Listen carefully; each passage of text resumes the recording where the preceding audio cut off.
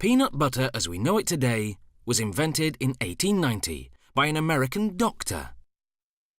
He used it as a protein substitute for people whose teeth were so bad they couldn't chew meat.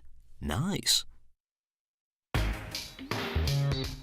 best peanuts for making peanut butter are runner peanuts because they're uniform and roast more evenly than peanuts that vary in size. They arrive at the peanut butter factory already shelled. To make a 500-gram jar of peanut butter, it takes 565 grams. That's about 1,100 nuts. The nuts travel through a hot air roaster, heated to 204 degrees Celsius. The shaking motion moves them around so they roast evenly. More than 3,600 kilograms of peanuts go through this roaster every hour. When they come out, they've turned from white to light brown.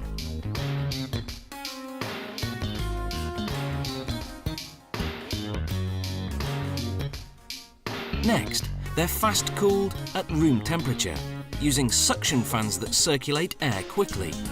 This rapid cooling process is critical.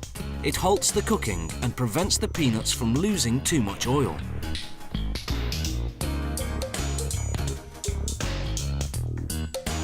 Next, the peanuts go through a machine called the blancher. It removes the outer skins by rubbing them between rubber belts. Then it splits the kernels and removes the heart of the peanut, which has a slightly bitter taste. But what's discarded doesn't go to waste. The skins go to farmers for pig feed, and the hearts go into bird feed.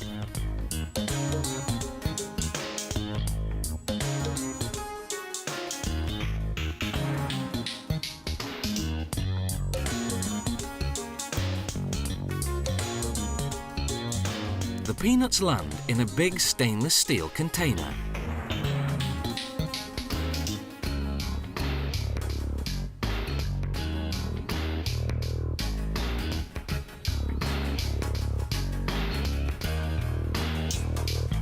From there, they drop down into the grinder to be ground into a paste.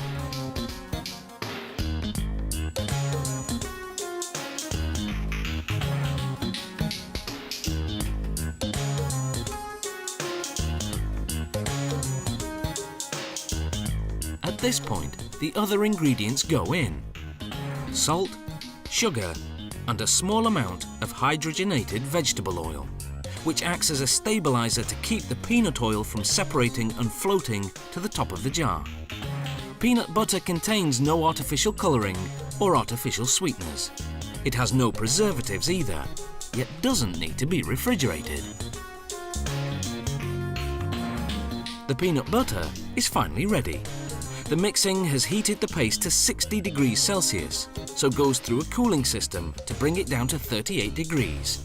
Now, it can go into jars. Peanut butter is a healthy, protein-rich food with plenty of vitamins, minerals and fibre. It has no cholesterol, but it does contain fat. The good news is that more than 80% of that fat is unsaturated. In other words, good fat that may actually help lower certain cholesterol levels in the blood. The bad news is that the rest of the fat content is trans fat, or bad fat.